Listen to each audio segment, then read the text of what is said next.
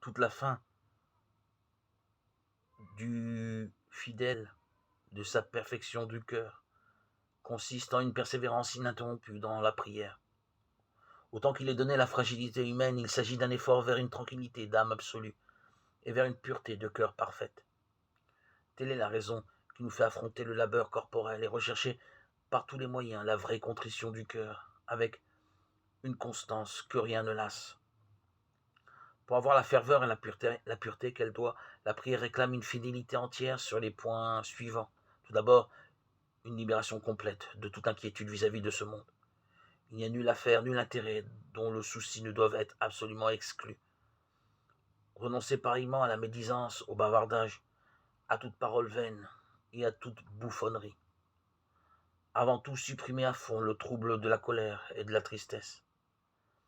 Faire mourir en soi le foyer de tout désir charnel et de l'attachement à l'argent.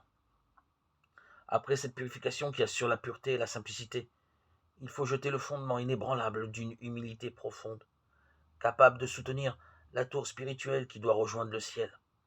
Enfin, pour que repose là-dessus l'édifice spirituel des vertus, il faut interdire à son âme toute dispersion en divagation et en pensée futile.